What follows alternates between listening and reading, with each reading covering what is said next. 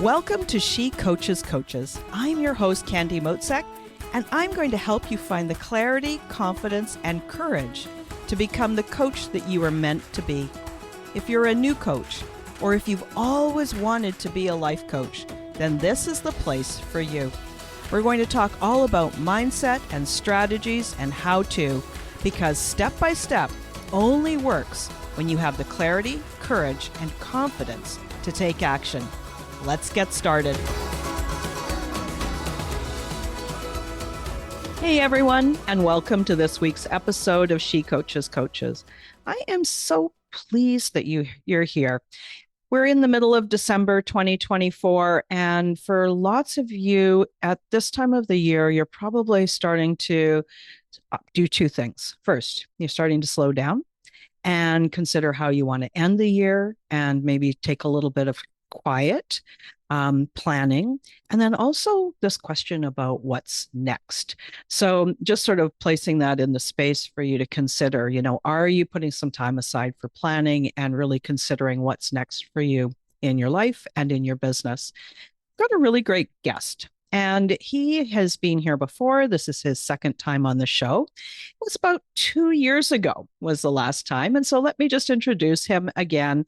I really enjoyed the first conversation that we had. And so I reached out to him and said, hey, you want to come on again and let's talk about something a little bit different? And here he is. So I guess the answer was yes. Okay. So his name is JM Ryerson, and he's a successful entrepreneur and leadership coach. And he helps businesses double their revenue. With over 20 years of experience in business and sales leadership, he now helps leaders and teams achieve peak performance through coaching, speaking, and writing. As CEO of Let's Go Win, he's dedicated to fostering leadership, enhancing culture, and inspiring personal growth. JM, welcome to the show. I'm so glad you're here again. I am blessed to be here, Candy. It's great to see you. As we said off air, every time you and I talk, you're one of those people that, people either lift you up or they bring you down, and you lift me up. You pour into everyone you talk to. So it's really a selfish endeavor. I want to get poured into today, but it's awesome to see you. Cool. Just before we hit record, I was saying, is there something here in our conversation about like how business has changed, like specifically coaching businesses, for me, mostly online business in 2024 and going into 2025. So I'm curious, what your thoughts on that. I have noticed it sometimes takes longer for people to trust whether they're ready to work with me. I've noticed that there is just a ton of people on the internet just making all kinds of claims. And it just feels like there's just a lot of busyness and a lot of noise out there. What have you experienced? Yeah, I agree with you. I sit back and look at it as a consumer myself and say, holy cow, since the pandemic, it's like everybody and their dog is a coach. And I'm not saying that there's not great coaches. There certainly are. However, why I understand them having some trepidation or taking longer to trust is not everybody is a coach. Not everybody should be a coach. And oftentimes, my least favorite, if you want to really get me fired up, is armchair quarterback coaches. Those coaches that will say, you should do this and do that, and they haven't done any of that themselves. How, in my opinion, how can you coach somebody to do anything if you're not willing to put yourself through it first? If you haven't personally gone through and experienced what you're coaching these folks on, I just don't understand it. So as a consumer, I get it, man. It's like, not everybody should be a coach. Some of the stuff out there is complete BS. And I'm not saying they're not bringing some value, but man, I see some amazing marketers that are terrible coaches. I see some incredible coaches that are terrible marketers. And so it doesn't always mean that, oh, I saw this guy on Instagram and he's wearing the watch and he's got the private jet behind him. And so that's a great marketer. Typically, it doesn't mean that he's a great coach. And I think that's what people have kind of got hip to say like, yeah, man, I'm not into this. I don't trust you. And so those of us that show up very authentically, it's made our jobs a little more challenging. Yeah, agreed. And just when you're talking about the guy with the good watch and the plane behind him, or, I see a lot of very successful appearing female coaches in, beside the pool and, living overtly the good life. So are they just a good marketer? Are they a good coach? Are they both? But the other question that you can also ask is they can have check all the right boxes and be an exceptional coach, but are they the right coach for you in your business at this time? A new coach needs a different kind of guide than an experienced coach who's going from 7 to 8 figures, right? So like there's all these variables, and it's really easy for people to buy something that they think is going to solve their problem, but it doesn't solve their problem because maybe it's not the right person. Maybe they didn't buy the solution that works for them. Do you have any experience with that? Yeah, 1,000%. I'm all about really discovering and reading and feeling energy. So, for instance, the person laying by the pool, that doesn't mean they're not a good coach. Look, so we're clear. But does that resonate? Is that what you're looking for? Or is that just, something that looks kind of fun? So I'm a big believer in really getting clear on what do I want? Have they accomplished it? And here's one thing I would tell everybody if you're looking for a coach, ask them who their coach is. Mhm. And if they don't answer right away and no, they can't say exactly who their coach is and why, do not hire them. Because I actually, on the podcast prior to this, Michael Jordan, greatest basketball player, in my opinion, that ever played the game. He had a head coach, many assistant coaches, a strength coach, a dietitian, a stretch coach. There's another coach I'm not thinking of. He had about 5 or 6 coaches. So should everyone have a coach? Yes. And we all evolve and change. So can you outgrow your coach? 100% you can. And you might be looking for something different. So maybe for me, if you wanted to hire me because you want to triple the revenue of your company, great, might be a good fit. But if you're like, look, man, I want to create a MLM and I just want to do passive, income, and I'm not your coach. I don't know that world. And so what I would suggest to them is, hey, go find that coach in that space. If you want to really get clear on who your company is, where you're going, you want some work-life balance and harmony, we could probably match up. But if it's growing an MLM, I don't know anything about that. You Yeah. should find that coach in that arena. I love that. And this idea that all top performers have a coach. I think the way that I heard it said is an Olympic athlete or a gold medalist always works with a coach. They've reached that level within that sport, and yet they still see the need to be able to fine tune and improve their performance. We were also talking a little bit that you've got something that you teach on, that you speak on around the word choose or choice. Can you talk a little bit about that as well? Because I think Yeah. there's something here. We've kind of got into this choice place. It's one of my favorite words because ultimately everything in our life and wherever you're at right now today, whether you like it or you don't, you got there based on choice. Now that's when they're like, you know what? Forget you, dude. Like, but that's just the truth. If you were to really look at your life, if it's good, bad, or indifferent, you chose to be at the place you're at right now. You just did. Now, the only thing we don't choose to do is sleep, breathe, eat, drink, shelter. Those are the 5 things that you have to do. Everything else is a choice. It's a choice of where you live, who your person is in life, your partner, the occupation that you do. These are all choices. And what I teach people is, look, if you don't like your situation, then I used to say change it. I just say upgrade it, right? And as I was talking, you and I were talking off air, that's why I wrote the 3rd book. I'm like, people hate change, but everybody loves to upgrade. So you can choose to upgrade to a different occupation if you're miserable in that. If I'm not saying you leave your partner, but look, if you guys aren't in alignment anymore after 20 years and you're miserable, you should upgrade that position, either upgrade together or apart, but don't spend life choosing to be miserable. That is also a choice. And so it's one of these things where it's like it really sometimes gets people riled up because they're like, forget you, man.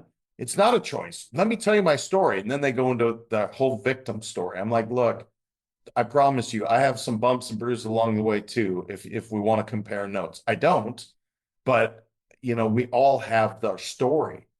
What are you going to do about it? What choice are you making to improve your life? And that's the gut check that we all need is if we want to be happy, we want to be healthy, we want to be wealthy, which is what I believe everyone wants to do, choose those things. You don't have to choose to be miserable. You don't have to choose to go through and not really embrace and thrive in life, but it is your choice. Mm, yeah.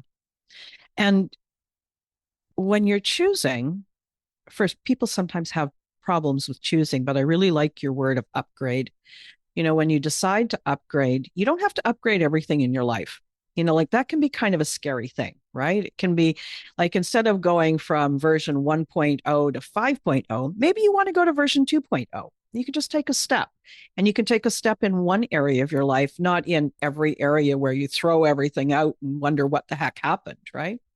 So there's that. The other thing that I think is interesting, because I've had this conversation actually this week with some people, and we choose how to think about things.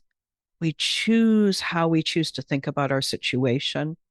And even sometimes it does feel that we're in something where life is happening and we didn't have a choice, but we can really choose how to show up and how to be present with the people in our lives and choose what kind of an impact we want to make, right?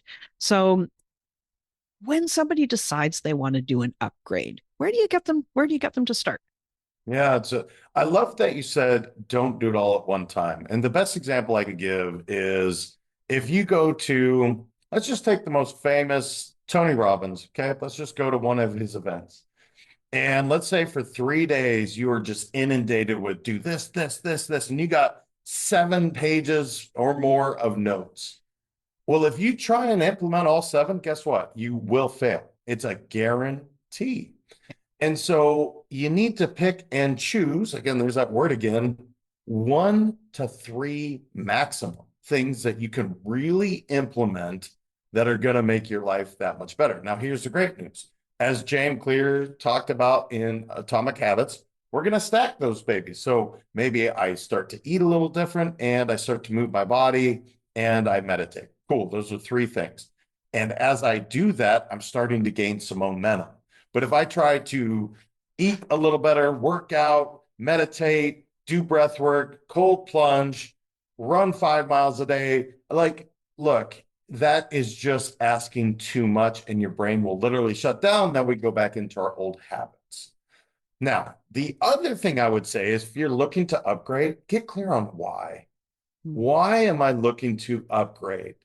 Because here's the deal motivation, that Tony Robbins seminar, as good as it was, it's going to wear off and real life is going to happen again. If you're not clear on why I want to eat better, meditate, and move the body a little bit, if you're not super clear on I want to have more freedom, I want to spend more time with my kids, it will eventually wear off and you just go back into your old habits. So I think the most important thing you can do if you're like, yes, I need to upgrade, I want to stop smoking. Great. That's a relatively small thing, actually. I know some people are like, oh my gosh, I've been doing it 30 years. Okay, cool. But it's really just the habit loop. It's your cue. Your routine is to smoke, and then your reward is to, I got that smoke. I beat myself up about it, whatever that thing is. All we're gonna do is replace that one thing of smoking, and now we get a different reward. So if you simplify everything, and you know this, Candy, when you simplify things, that's when we can get real lasting change because our brains shut down when it's too much. So it's a lot I said there, but really it's 3 things and be clear on your why you're doing it. and just keep it simple and give yourself some grace. You're going to make mistakes. That's cool. Just keep going and keep working on it. And you can always take that one smaller win and then increase it. Like in the case of the stop smoking habit, it depends on your identity, right? Like that's sort of tied in there with the why. Like, why do you want to do that? Do you want to have the identity of being somebody who is healthier or who doesn't rely on that kind of a habit to soothe those hurt feelings, those over heavy emotions, whatever, right? So if you know why and you know what, and you keep it small and simple, it sounds so easy, but I know that for me, where I get hung up is it's not enough. Like, well, that's not enough of a goal, right? And so, what do you say to somebody who's like, I'm not a smoker. I've never been a smoker, so that one doesn't quite connect with me. But maybe there is something that it's like, oh, I really want to do this, and I know why I want to do this, and I know who I want to become by doing that. But these simple little actions, they just don't feel like enough to make what I define as an upgrade. What happens then? It's a good question. And Dan Sullivan wrote a book called The Gap in the Game. And the whole idea, not giving the book away, you should read it. It's a great book. But Yeah, it's great. it is. I mean, look, Dan is brilliant. He really is. So you have the, you gain. So I'll give you an example. I'm actually going through this right now. I did a 90-day challenge with my best friends because one of our best friends got diagnosed with type 2 diabetes, and he's taking that medication. And I said, Tori, just so we're clear, it's a choice that you're making to take that medication. She said, no, it's not. The doctor said I needed to. I said, no, I understand. I totally get it. You should take it right now. But I said, look, in 90 days, you will have the choice if you're committed, if you're willing to change a couple small things to not take this medication. And I get him to buy in. I get two other of my best buds. So there's four of us doing this challenge. So his first reading was over 10.2, his A1C. 45 days in, he's down to 7.1. Well, all he changed was a couple small dietary habits and just moving the body a little bit. Mm-hmm. Now, I am doing the challenge with him, and I set a pretty big goal. I was going to lose 30 pounds, man. Like, I'm going to do it. And this morning I weighed in, and right now I have lost 19 pounds. Right away, even myself, as a performance coach, I said, still got a lot of work to do. My wife said, boy, but look at the work that you did. And she's looking at it the right way. I'm already beating myself up about not making the goal, even though it's not even the end of the challenge. So I was looking at the gap. My wife looked at the gain. Look at how much weight you've lost already. Great job. Celebrate that. That momentum keeps you going.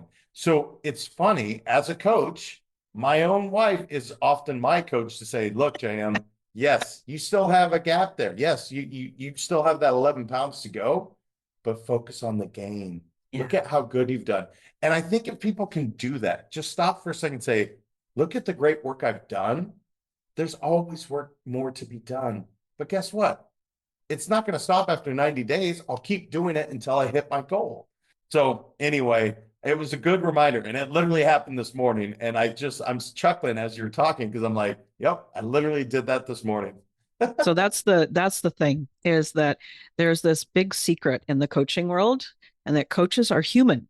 And so a lot of the stuff that we teach and that we learn over and over and over again. And so the gap in the gain, I love that book. And actually, I've read a bunch of the Dr. Benjamin Hardy books combined with Dan Sullivan, and I'm doing a little program with Dr. Ben now too. But this idea of, you started by saying, I created this big goal, this stretch goal of 30 pounds. So, like, there was the first thing. It's like, you already set a pretty high bar for yourself.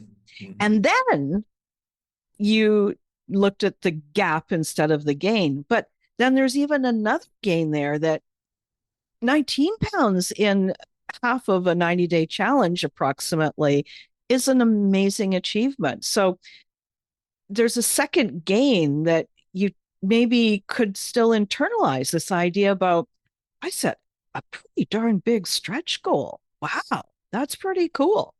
So I love that.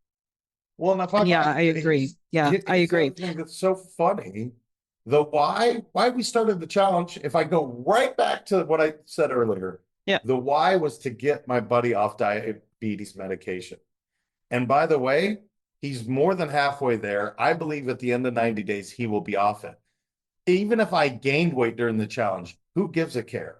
The whole why of the challenge was for him to get off medication. So there's the And that, third gain, right? there you Like, go. and Yeah. it's, it's this thing about how we frame it. The more we look at it and the more we choose how to look at something, the better it gets. I had something, I just wanted to share this publicly because lots of people listen to the show. And so they kind of know a bit about my business. So I have this really wonderful coaching program. It's for new coaches, newer coaches signing their first clients, getting their business going, creating a lead magnet, like starting all this stuff, right? And about 3 weeks ago, I decided that it was darn well time for me to go back and do the things that I asked them to do. So Mhm. I'm 3 weeks into my own little behind the scenes challenge. I'm like, listen, I've been coaching for a lot of years and I've got lots of hours under my belt. I've helped lots of people.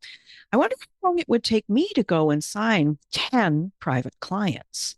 And I was like, ooh, that's a stretch, right? Like, so I'm just voicing it on the show here because it's like, just because you see something on the outside, and I've done that, it's been a few years since I did that intentionally, right? So I thought, oh, I better go and do my own. So now you've reminded me to go and measure the gain. I've already got 3 new people that I've signed up, and they're wonderful, amazing dream clients who I'm so excited to work with. And the gain that I chose to go back and do something that I was asking my people to do so that I can understand where they're feeling stretched and where they're uncomfortable. Like, do I want to make another offer today to a stranger? No, I don't. But will I? Yes. Right. So And you're not being armchair quarterback. I love it. And you know what's so cool too is because you could see you light up, even that challenge of, can I do it? Yeah, of course I can do it. Do I want to? Nah, but you know what? It's getting the butterflies going a little bit, getting the that's when you know you found something where you're like, all right, this is the one. Let's go do it. Let's go get it done. And whether you hit it in your time frame or you don't, who cares? Focus on the game. You have 3 new amazing clients. That's amazing. yes, exactly. It's lovely.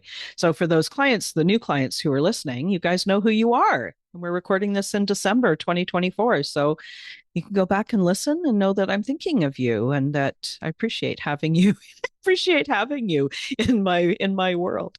So could we talk? I like this. I really like this word choose. And for me, December is often a time where I'm kind of going like, what's my thing going to be for next year for 2025? What's my theme? And I have this little practice that I do. It's called Word of the Year. And I love this because it really sort of sets the theme for what I'm trying to achieve, but also it makes a really good decision point for me as well. Will this, you know, does this next possibility, this next opportunity, does it honor this word or not? And so I'm really keen on your word choose because I'm thinking mine might be decide, which would be a really good one. So tell me more. So you said something earlier, and this is where we have 100% control of 2 things that no one else can affect, in my opinion, our attitude and our activity. What are you going to choose today? So, for instance, it's so interesting. And this is why we're such like-minded human beings, because my theme in 2025 is an insane amount of activity. Now, not the activity that I was doing before, as you and I talked off air, where I'm on airplanes traveling away from my family, because I want to actually bring that back. I want to continue to stay home more. But how do I have an insane amount of activity that allows me to stay home. And so that's the choice that I'm making every single day. Because here's the deal. I could easily rest on my laurels, continue with the path, and that's a choice I could make. And would it be fine? Sure. But is it really filling me up? Is it getting me excited? It's not. When I talk about, all right, I'm going to choose to create this new funnel that'll start in early January.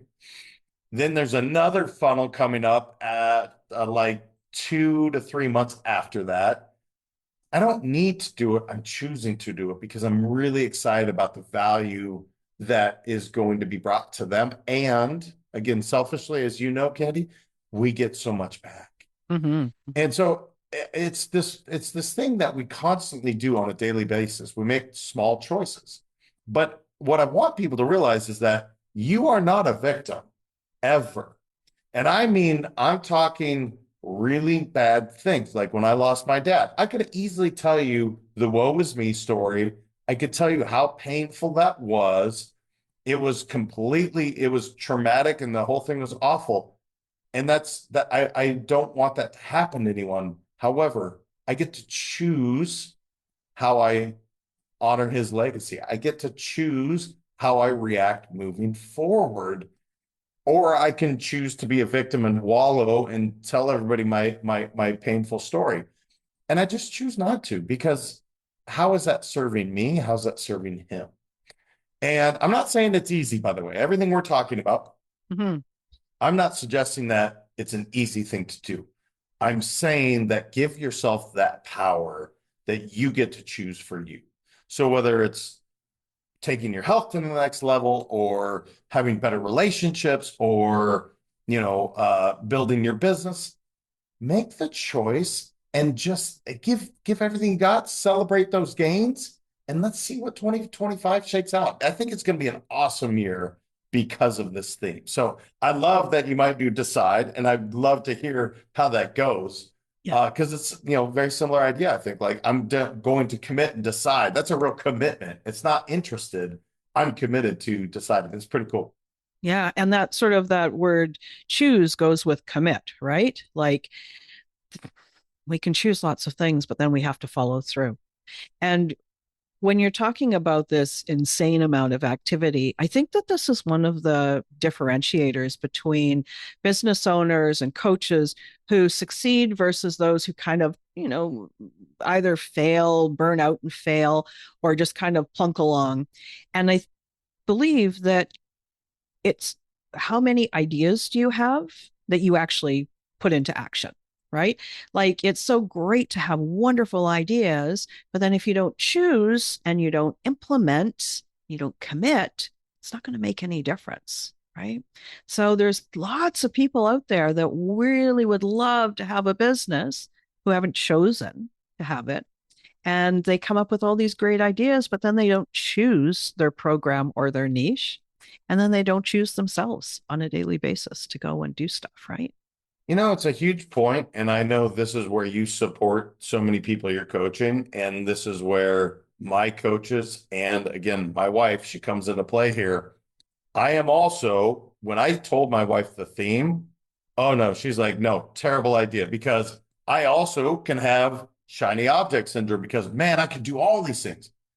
She's fantastic to be like, look, dude, focus. Let's go crush over here, then move over here. Insane amount of activity, to your point, in this one arena.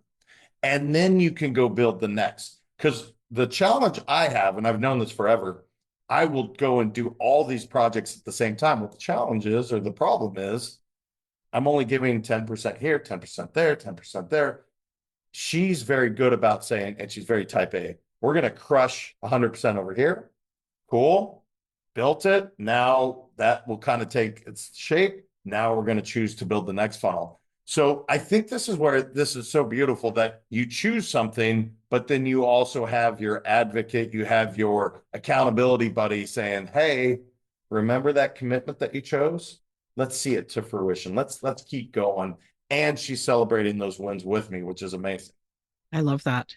Yeah. And not everybody has a life partner like that, but you can have a coach, You can be part of a group where you've got peers that support you in taking those kinds of steps and really keeping your focus. Ah, that's amazing. I love that. My husband is super supportive. He's not interested in my business at all, but would you, it's dinner time. Do you want to come and eat now? Right. So, I mean, it's just, it's great, right? It's always great. So it feels like we've covered a lot. If you had to sum it up, is there a way to sum this up that, it's kind of like that little, I don't know, it's the bottom line. Where would you leave somebody after they listen to this episode? What's the thing for them?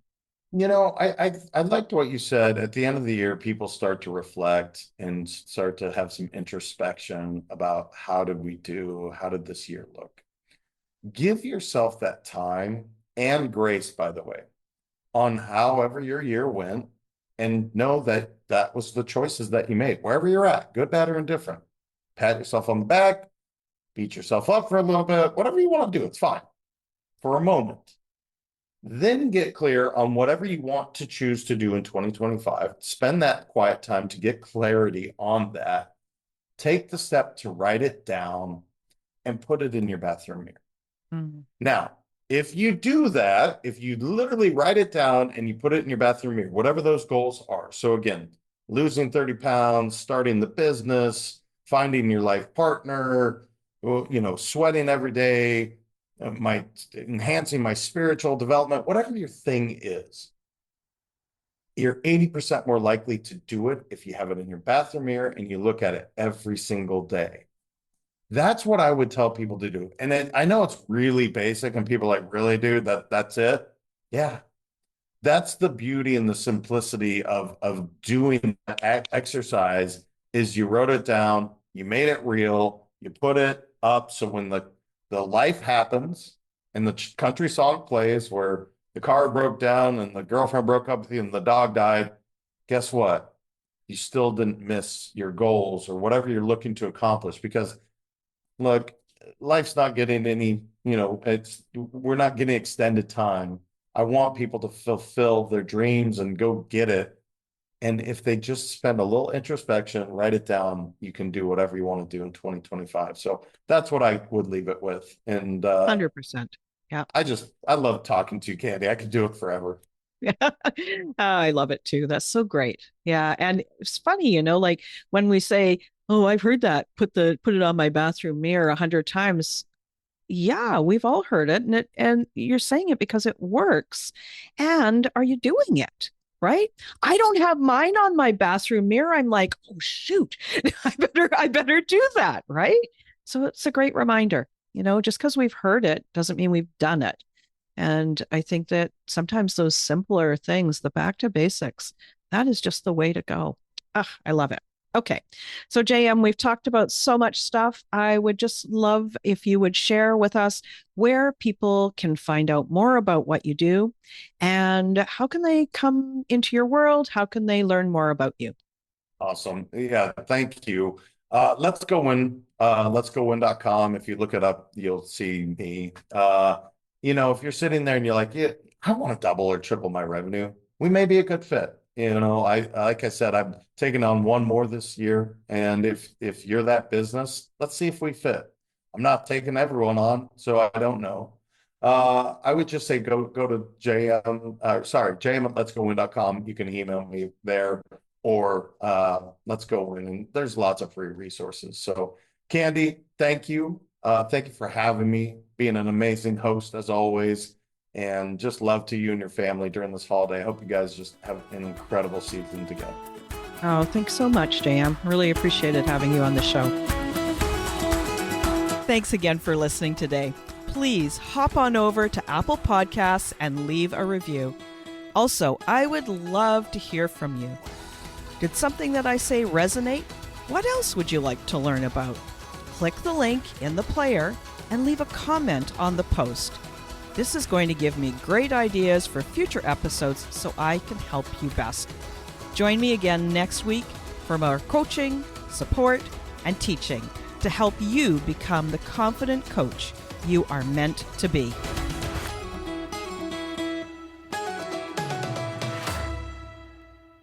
Hey, it's Candy. Did you know that I have a quiz to help coaches choose their niche? Yeah, I do. It's super popular and it has been taken more than 20,000 times. This is a fun quiz that takes you about 2 minutes to do, and it will probably give you way more clarity on choosing your best coaching niche. So now, whether you say niche or niche, it's going to work for you. And if you're a coach and you have been stuck in niche indecision, wondering what to do, then you should take my quiz and find out what you learn. You can take the quiz today at coachnichequiz.com. That's coachnichequiz.com. Okay, let's dive into this week's episode.